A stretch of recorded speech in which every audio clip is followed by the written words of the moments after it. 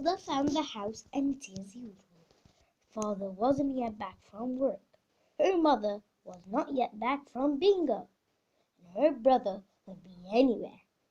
She went straight into the living room and opened the drawer of the sideboard where she knew her father kept a box of cigars. She took one out and carried it up to her bedroom and shut herself in. Now for the practice, she told herself. It's going to be tough, but I'm determined to do it. Her plan for helping Miss Honey was beginning to form beautifully in her mind. She had it now in almost every detail. But in the end, it all depended upon her being able to do one very special thing with her eye power. She knew she wouldn't manage it right away, but she felt fairly confident that with a great deal of practice and effort, she would succeed in the end. The cigar was essential. It was perhaps a bit thicker than she would have liked, but the weight was about right. It would be fine for practicing with. There was a small dressing table in Matilda's bedroom with her hairbrush and comb on it and two library books. She cleared these things to one side and laid the cigar down on the middle of the dressing table. Then she walked away and sat on the end of her bed. She was now about 10 feet from the cigar. She settled herself and began to concentrate, and very quickly this time she felt the electricity beginning to flow inside her head, gathering itself behind the eyes. And the eyes became hot, and millions of tiny invisible hands began pushing out like sparks towards the cigar. "Move!"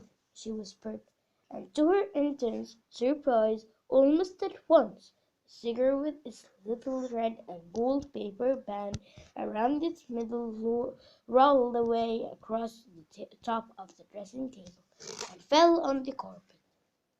Matilda had enjoyed that. It was lovely doing it. It had felt as though sparks were going round and round inside her head and flashing out of the eyes. It had given her a sense of power that was almost ethereal. And how quick it had been this time. How simple. She crossed the bedroom and picked up the cigar and put it back on the table. Now for the difficult one, she thought. But if I have the power to push, then surely I also have the power to lift. It's vital. I learn how to lift. I must learn how to lift it upward into the air and keep it there. It is not a very heavy thing. A cigar. She sat on the end of the bed and started again. It was easy now to summon up the power behind her eyes.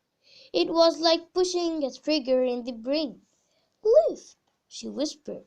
"Lift, lift." At first, the cigar started to roll away, but then, with Matilda concentrating fiercely, one end of it slowly lifted up about an inch for a table. With a colossal effort, she managed to hold it. She managed to hold it there for about 10 seconds. Then it fell back again. "Phew!" she gasped. "I'm getting it. I'm starting to do it." For the next hour, Matilda kept practicing, and in the end she had managed, by the sheer power of her eyes, to lift the whole cigar clear of the table about 6 inches into the air and hold it there for about a minute. Then suddenly she was exhausted. She fell back on the bed and went to sleep. That was how her mother found her later in the evening. "What's the matter with you?" Mother said. up, wake up, waking her up. Are you will? Oh gosh, Matilda said, sitting up and looking around. No, I'm all right. I was a bit tired, that's all. From then on, every day after school, Matilda shut herself into the room and practiced with the cigar. And soon it all began to come together in the most wonderful way.